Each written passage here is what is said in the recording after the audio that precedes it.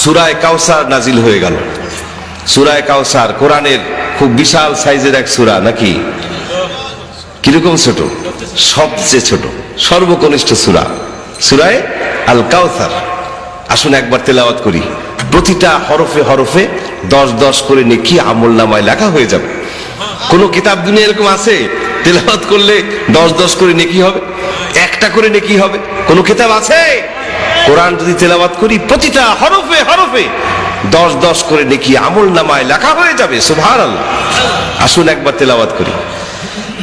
ইন্না আ'তাইনাকাল কাউসার ফাসাল্লি লিরাব্বিকা ওয়ানহার ইন্না শানিআকা হুয়াল আবতার। 3 আয়াত বিশিষ্ট সূরা কাউসার, সর্বকনিষ্ঠ সূরা অবতীর্ণ হয়ে গেল।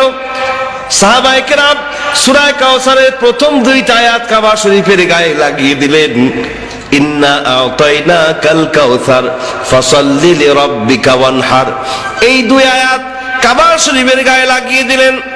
আর ঘোষণা করলেন, ও মুশরিকেরা, তোমরা তো লম্বা লম্বা কথা বলো, আল্লাহ রাব্বুল আলামিন তোমাদেরকে একটি সূরা বানিয়ে আনবার জন্য চ্যালেঞ্জ দিয়েছিলেন, ওই চ্যালেঞ্জের মোকাবেলা তোমরা করতে পারো নাই, অথচ এখনো বলছো কোরআন নাকি মুহাম্মদ রাসূল করিম সাল্লাল্লাহু আলাইহি ওয়াসাল্লামের বানানো কিতাব, সূরা বানানোর দরকার নাই। এবার তোমাদেরকে আমরা ছোট্ট একটা চ্যালেঞ্জ দিচ্ছি। ছোট্ট সূরা কাউসার অবতীর্ণ হয়েছে। সূরা কাউসারের প্রথম 2টা আয়াত কাবা শরীফের গায়ে লাগিয়ে দিলাম। শেষ আয়াতখানি, ছোট্ট আয়াত, শেষ আয়াতখানি আমাদের কাছে রেখে দিলাম। এইবার পারলে তোমরা ওই একটা লাইন, একটা আয়াত অর্থের দিক থেকে মিলিয়ে রচনা করে ওখানে লাগিয়ে দিয়ে যাও।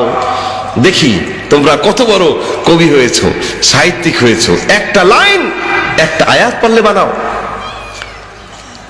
কবি সাহিত্যিকরা একজোট হয়ে চেষ্টা করতে লাগলো, কিন্তু যতই চেষ্টা চালায় সব চেষ্টা ব্যর্থতায় পর্যবসিত হয়ে গেল। দে অল আর এক্সট্রিমলি ফেলিউড, চূড়ান্ত রূপে ব্যর্থ হয়ে গেল সব। শেষ পর্যন্ত এই ব্যর্থ কবি সাহিত্যিকদের দল চলে গেল ওই যুগের সেরা কবি, প্রধান কবি লাবিদের কাছে। গিয়ে বলল, লাবিদ, সূরা বানাবার চ্যালেঞ্জ এসেছিল, আমরা পারি নাই, ব্যর্থ হয়েছি।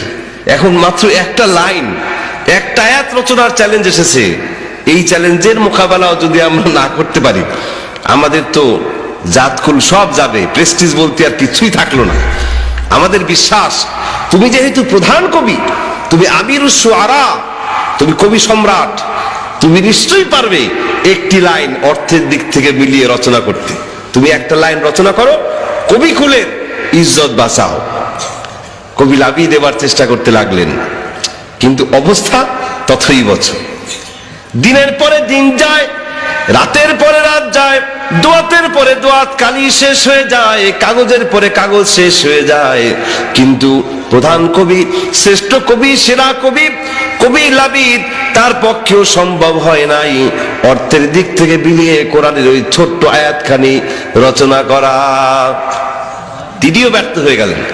কিন্তু তার এই ব্যর্থতা, কবি লাবিদের এই ব্যর্থতা তার মনের মধ্যে হেদায়েতের মশাল, হেদায়েতের নূর জ্বালিয়ে দিল। তার মন বলে উঠল, এ তো এক আশ্চর্য কিতাব, এ মানুষের রচনা করা কিতাব হতে পারে না। তিনি মনে করলেন, তার মন বলে উঠল, একটা সূরা কেন, একটা লাইনও বানানো সম্ভব নয়। তিনি এবার তার এই মনের কথাটি ছন্দ আকারে লিখে কাবা শরীফের গায়ে লাগিয়ে দিয়ে আসলেন। তিনি লিখলেন, লাইসা হাযা মিন কালামিল বাশার। অর্থ মিলাতে পারেন নাই, কিন্তু খুব উঁচু মাপের কবি তো, ছন্দ মিলিয়ে মনের কথা লিখিয়ে দিয়ে এসেছেন। ছন্দ মিলেছে কিনা? ইন্না আ'তাইনাকাল কাউসার ফাসাল্লি লিরাব্বিকা ওয়ানহার লাইসা হাযা মিন কালামিল বাশার। ছন্দ মিলল কিনা? ছন্দ তো মিলছে, কিন্তু অর্থ কি দাঁড়ালো? অর্থ যা দাঁড়ায়, এই অর্থ দিয়ে কবি লাবিদ গোটা বিশ্ববাসীকে জানিয়ে দিল, ও বিশ্বের মানুষেরা, আরবি সাহিত্যের চরম উৎকর্ষের যুগে আরবের সমস্ত কবিকুল আমরা ব্যর্থ হয়ে গিয়েছি, কোরআনের একটা লাইনও বানাতে পারি নাই। আর কেন বানাতে পারি নাই জানো? তার কারণ হচ্ছে লাইসা হাযা মিন কালামিল বাশার, এটা কোন মানুষের রচনা করা কিতাব নয়। লাইসা হাযা মিন কালামিল বাশার, এই কথার অর্থ হচ্ছে এটা কোনো মানুষের রচনা করা কিতাব নয়।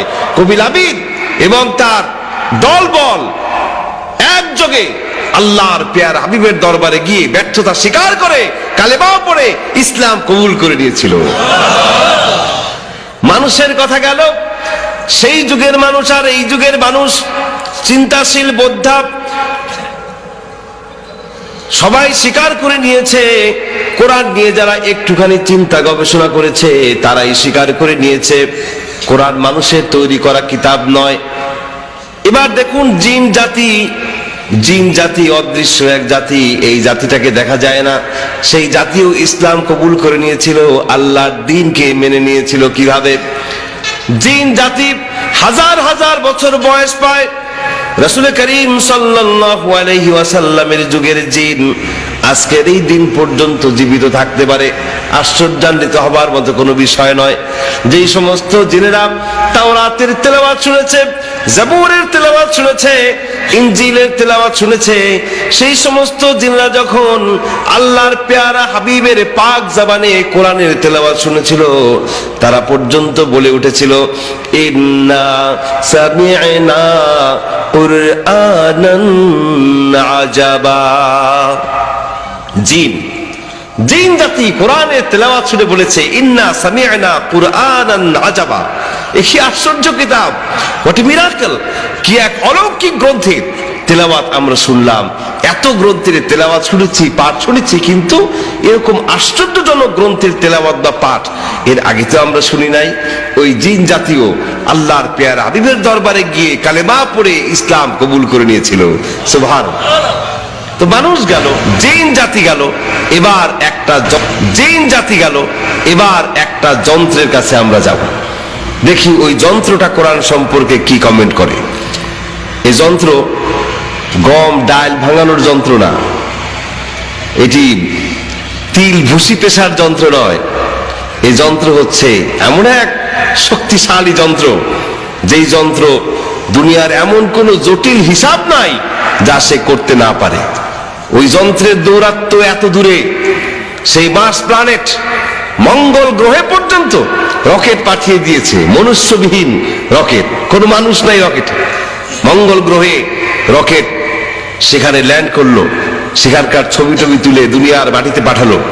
আমেরিকার মহাশূন্য গবেষণাগার নাসায় বসে বিজ্ঞানীরা ওই মঙ্গল গ্রহটাকে যেন হাতের মুঠোয় নিয়ে আসলো। এই সব কর্মকাণ্ড পরিচালনা করলো যে যন্ত্রটি, সেই যন্ত্রের কি নাম? কম্পিউটার। বিজ্ঞানের বিস্ময়কর আবিষ্কার কম্পিউটার। এই কম্পিউটারের ভিতরে কম্পিউটার সায়েন্টিস্টরা কোরআনুল কারীমের ডাটা, কোরআনের উপাত্ত, কোরআনের 6666টি আয়াতে কারিমা ঢুকিয়ে দিল।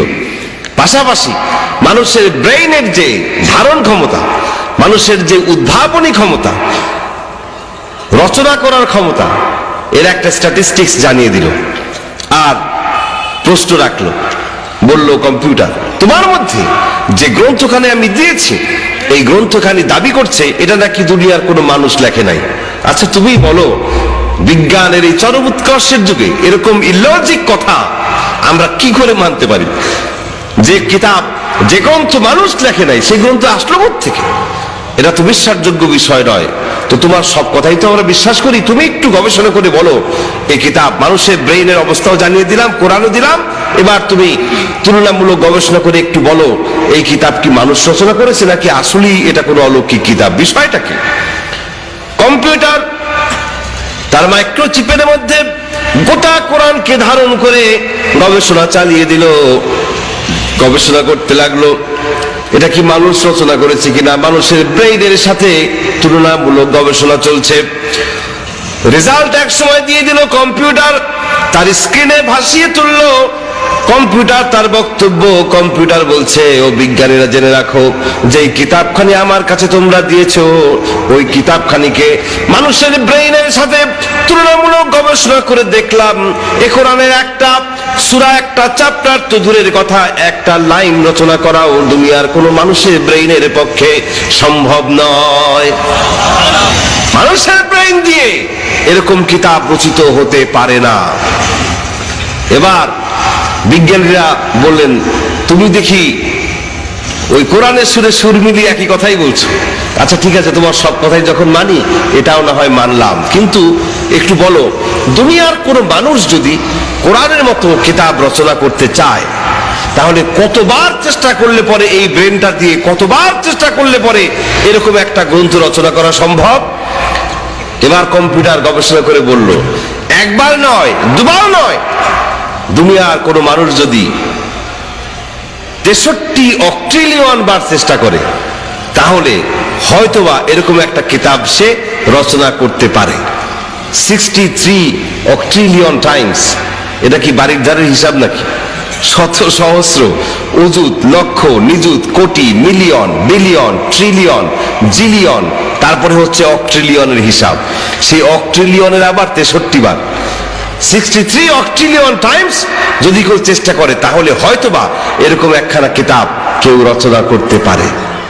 বিজ্ঞানীরা এই ইনফরমেশনটা জেনে আনন্দ আর তাদের মনে ধরে না। তারা বলাবলি করতে লাগলো, হোক 63 অক্ট্রিলিয়ন আর ফক্ট্রিলিয়ন, যেই হিসাবে তুমি কহ কম্পিউটার, শেষ পর্যন্ত পারা তো যায়। খুব খুশি। কিন্তু বিজ্ঞানীদের আনন্দের হিল্লোল বেশি সময় স্থায়ী হলো না, যেহেতু কম্পিউটার পরক্ষণে আর একটা কমেন্ট করলো, আর একটা ইনফরমেশন দিয়ে দিল। কম্পিউটার বলছে, ও বিজ্ঞানীরা শোনো, 63 অক্ট্রিলিয়ন বার চেষ্টা করলে পরে এরকম একখানা কিতাব হয়তোবা রচনা করা যেতে পারে, কিন্তু দুনিয়ার কোন মানুষের পক্ষেই 63 অক্ট্রিলিয়ন বার এক জীবনে সম্পন্ন করা সম্ভব নয়। এক জীবনে 63 অক্ট্রিলিয়ন বার চেষ্টা করা সম্ভব নয়। এই চেষ্টা যদি কেউ করতে চায়, তাহলে তাকে কয়েক হাজার বিলিয়ন বার মরতে হবে আর বাঁচতে হবে, মরতে হবে আর বাঁচতে হবে। এক জিন্দেগিতে তা সম্ভব নয়। তার মানে কম্পিউটারে ফাইনাল কমেন্ট, দুনিয়ার কোন মানুষের পক্ষে কোশ্চিন কালেও কোরআনের একটি আয়াত রচনা করা সম্ভব নয়। জোরে বলুন সুবহানাল্লাহ। তো মানুষ কি বলল, জিন কি বলল, আর কম্পিউটার কি বলল, দ্যাটস নট ফাইনাল। ফাইনাল হচ্ছে আল্লাহর কথা। আল্লাহ রাব্বুল আলামিন কি বলছেন? قل إن اجتمعت الإنس والجن على أن يأتوا بمثل هذا القرآن لا يأتون بمثله ولو كان بعضهم لبعض ظهيرا। বলে দিন হে নবী, এই দুনিয়ার সমস্ত মানব জাতি, জিন জাতি সবাই মিলেও যদি চেষ্টা চালায়, এরকম একটা কিতাব কেউ আনতে পারবে না, রচনা করতে পারবে না। ওয়ালাউ কানা বা'দুহুম লিবা'দিন যাহিরা, যদিও তারা এ ব্যাপারে একে অপরের সহযোগীও হয় না কেন। মানুষ, জিন, কম্পিউটার, পাওয়ার, সুপার পাওয়ার, সুপার ন্যাচারাল পাওয়ার, সমস্ত শক্তি, পরাশক্তি সব মিলেও যদি চেষ্টা চালায়, কোরআনের মতো একটা কিতাব কেউ কোনোদিন রচনা করতে পারবে না। কারণ কোরআন মানুষের রচনা করা কিতাব নয়। জোরে বলুন সুবহানাল্লাহ। কোন কিতাবের সাথে কোরআনকে আপনি তুলনা করবেন? এই দুনিয়ায় কোন ধর্মগ্রন্থ এরকম নাই যার ভিতরে কোনো পরিবর্তন সাধিত হয় নাই। একমাত্র কিতাব হচ্ছে কোরআন, যার মধ্যে কোনো পরিবর্তন আসে নাই, আর কোনোদিন আসবেও না। আসবে কি কোনোদিন? কেউ যদি ইচ্ছাকৃত ভাবে, শত্রুতামূলক ভাবে কোরআনের মধ্যে কোনো পরিবর্তন আনে, যেমন ধরুন হায়ের পেট খালি, ওই খালি জায়গায় একটা বিন্দু, একটা নোক্তা যদি দিয়ে দেওয়া হয়, হাটা কি হয়ে যাবে? জিম হয়ে যাবে। এই ছোট্ট একটা পরিবর্তনও যদি কেউ আনে কোরআনের মধ্যে ইন্টেনশনালি, ধরা পড়বে কি না? কিভাবে ধরা পড়বে? কারা ধরবে বলুন? কারা ধরবে? ধরে বলুন কারা? হাফেজ, কোরআনের হাফেজ। হাফেজে কোরআন না ধরবে, এই দুনিয়ার কোন ধর্মগ্রন্থের একজন হাফেজ আপনি খুঁজে পাবেন না, এবং কোন ধর্মগ্রন্থ হিফজ করা সম্ভব নয়।